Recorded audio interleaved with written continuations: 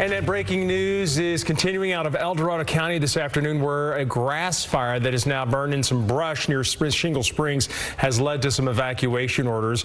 We're going to show you a live look right now. This is the evacuation order map, and you can see this stretches. You can see we're at the top of the south of 50, and then it goes down almost past the community of Nashville. We've seen these evacuation orders triple in size in just the last hour, and it is stretching along parts of Highway 49. Also, the size of the fire more than tripled. We're now at 62 acres and growing. At first, we were at 12 acres, 15, 25. Now we're more than 60 acres. These are live pictures from Livecopter 3. We've got our map overlay over it so you can see the proximity to Highway 49 there in the middle of the screen. On the top left, that's Highway 50. So really, we want to give you a good idea of where this is burning. As we zoom in a little bit, CAL FIRE says this has burned at least 63 acres.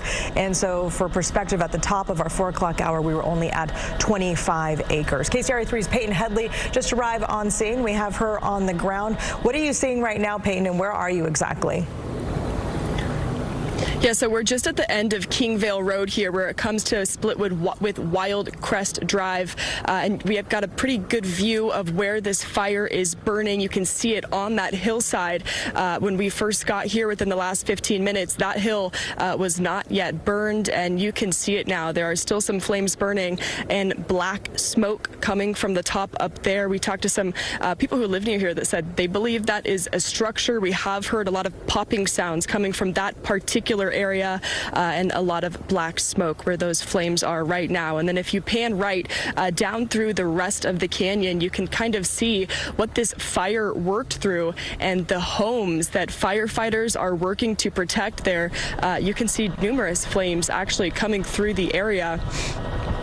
When we pulled in here, we did see a lot of residents who were leaving this zone. This is where the evacuation order is in effect, and so a lot of people were pulling out and leaving the area. Some people were sitting right outside of the evacuation zone order, waiting to see if their homes are okay. Alan, if you can pan off to the right side over there, back behind that tree, you can see some really dark smoke coming off. It's unclear what exactly that might be. And then you can probably hear overhead there is a tanker pulling through those big clouds of smoke. We've seen helicopters coming, dropping off water, and we've seen those big air tankers coming through and dropping retardant in this canyon, trying to protect some of these homes. So we're keeping an eye on this fire as it burns. Curtis and Lisa, I will hand it back to you guys right now. My call dropped. We don't have any service down here, so I won't be able to answer you if you have any questions. Okay, thank you for that. Appreciate it, Peyton. Great job there getting us some ground shots. Let's go back up to Livecopter 3. Dan Oppenheim there behind the controls. Also, Mike Donalog getting these shots for us. So let's talk a little bit, Dan. This thing, the way it's behaving, the breeze is really not doing anything. It's just the fire is kind of marching right through this oily brush there in kind of a easterly and a slightly southerly direction. So what do you see from your vantage point? That's correct. What I am seeing is the plume is going more or less straight up. We do not have a significant amount of wind. As was mentioned earlier, this isn't really as much of a wind-driven fire as it is a terrain-driven fire. What's happening is that this large plume of smoke is going up to the atmosphere to about 7,000 feet and then essentially dissipating. It's just sort of capping itself at that, and that indicates relatively calm winds. So that is something that is positive as far as fighting this fire. It is not wind-driven, it is terrain-driven. Yeah, absolutely. So we can see that wall of smoke that is kind of building there as it continues to hit that part of the atmosphere. We're going to talk to Heather in just a couple of minutes here to kind of talk about how the fire is behaving and how the smoke is behaving as we see that shot there that you guys just got of another retardant drop trying to lay a defense line in front of those homes there that are scattered about. These are ranch-type properties in this area. There are some canyons and some undulating landscape safe there. Makes it really difficult to stay ahead of the fire when the fire starts to go uphill because it preheats all the fuel above it, and then that fire just tends to run when it gets uphill. So we have seen different property sites, firefighter and crews on the scene trying to protect buildings, and we've seen also the spots of fire here and there as that fire called the Bonanza Fire continues to burn. We want to show you this. An evacuation center is open right now at the Placerville Library. That's a 330 Fair Lane. This is not an overnight shelter. CAL FIRE says that that's basically a central place to charge devices and meet with family and make plans. And you are able to bring your pet there, provided that it is on a leash or in a carrier. So, Lisa, we know a lot of people are kind of just in that go-go mode right now where they're trying to get out safe. And the best way to get out safely is 49 to get either up to 50 or down below. So you have more information on that. Yeah, we actually have Wendy Oaks, our CAL FIRE information officer, on the phone. Wendy, can you hear us okay? I know you're driving. I can, thank you. Thank you. What's the latest that you can tell us about this fire? Well, I'm on my way up there right now, but we're currently at about 62 acres. The terrain is steep, a lot of brush and grass, and we do have evacuation orders in place for the El Dorado County Sheriff's Office, and a temporary area has been set up for that. And I think that's my biggest question. There's a temporary shelter that you've set up right now, but is there an evacuation shelter possibly for an overnight stay at this point, or is that in the works? Not that I'm aware of right now. That would be more of a question for the Sheriff's Office. But right now what we have is a temporary in place. And I'm sure as those warnings or those orders expand, that will come to fruition, but I don't have an answer for that right now. I'm just curious, since we have you on the phone, we saw a bunch of fire engines. They were staged around a particular property right off of Bumper Road.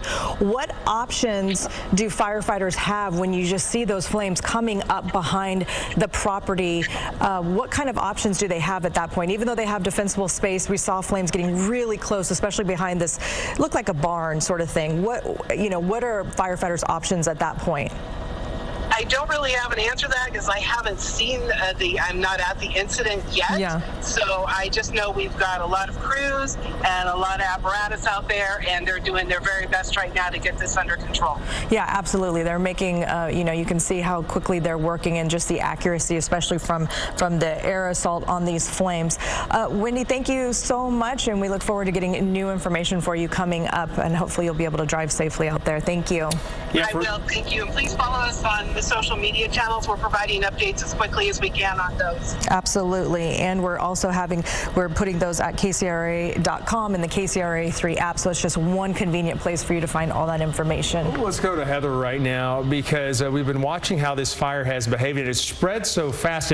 Normally we see fast, rate of spread because of the wind, but that's not the case. Well, when we're talking about a grass fire in particular, right, the wind spreads the fire incredibly quickly. Today, this is more about the terrain and just the types of fuels. Now that we're seeing the fire getting into some of those oily, brushy kinds of plants, the fire burns a lot more intensely, and it gets a lot harder to stop when we get up into the foothills. I gotta believe that's a big part of why these evacuation orders have been expanded to such a large area, because firefighters are concerned that now that this fire has gotten quite a bit more intense, even just over the past hour and a half that we have been following it here on the air. So what you're seeing in front of me, this is the CAL FIRE incident page for the Bonanza Fire. You can see all of the individual aircraft that they have on this fire. You can also see all three of the evacuation order zones. You can see where the fire began. This was first reported, I'd say about an hour and a half, 2 hours ago, right when we went on the air. So let's zoom in a little bit closer. I want to show you how the fire is growing. So this is Bonanza Auto Road. The fire started just on the east side of the Bonanza Auto dismantlers. Again, we've been talking with them. We saw a couple of vehicles on fire, still working to confirm if those vehicles were a part of their property. But you can see just a couple of different stages of the fire perimeter that CAL FIRE has updated. This darker shaded area of yellow, that's the initial perimeter, and then the expanded and updated perimeter that goes farther to the east. So you look at that and that tells you the fire is growing to the east, and in some cases growing a little bit to the north, where maybe kind of hopping over some of those canyons a little bit as well. But I've also got the terrain map turned on so you can see all this green here. Those are those dense, brushy, kind of oily plants that this fire has been kind of chewing up. Now, of the latest update here from CAL FIRE, the perimeter of the fire right up to Bumper Road. We've also been watching Live Copter 3 very closely over the past 15-20 minutes, and our overlay has shown us that the fire is burning right up to Bumper Road, where there are fire crews there working on some of that structure protection. We've also heard from Peyton Headley a couple of times. Her live shot is right here, right along Wildcrest Road. So she is on the north side of the fire, looking down towards where that fire is burning. But again, these evacuation orders expand even farther to the east, all the way over towards Highway 49. This is China Hill Road here, a large north to south stretch of China Hill Road included within that order. Gold Country Drive also included within that order. Sorry, this map gets a little bit finicky here on the iPad, but again, that's the CAL FIRE incident page. Anybody can look at that information and get some of those real-time updates from CAL FIRE there. I want to go back to Live Copter. This is the broad view. We've got that overlay turned on. Keep in mind, when we send Live Copter to these fires, we obviously keep Live Copter at a safe distance, not just from the smoke itself, but from the aircraft that are doing all of their work. So the overlay not looking directly down onto the streets, it's offset just a little bit, but Bumper Road, you can kind of approximate it right in this area just based on the angle that Live Copter 3 is flying at. But you can see some of those taller flames, and there you go. So there's some of those homes that we've been watching over the past 30 minutes or so. You can see the retardant lines. Also, what's good to see here, not a lot of that tall brush going right up to the home. We talk about defensible space every year, especially in the spring and early summer when it's, the best time to make some of that defensible space. So hopefully that will help this home. There we go. There's another one of those retardant drops. They're trying to head this fire off as it tries to climb uphill, especially in the afternoons with the heat of the day. Fire climbs uphill much faster than it burns downhill, just because the flames at lower elevations heat and dry out the flames at the higher elevations, makes them burn a little bit more easily. And of course, we've been keeping an eye on that plume of smoke as well, just kind of going straight up right now, which just gives you a visual indication that there's not a whole lot of wind. That's relatively good news for those fire crews. It gives them pretty good visibility around the fire. It allows those aircraft to fly in and out relatively easily. These are always dangerous flights that they're working with, especially with the kind of terrain that they're working around. But yeah, you just get an idea for the intensity of those fires. We're not talking about huge fuels here, but it's those oily, brushy manzanita, eucalyptus type plants that just ignite and burn really intensely.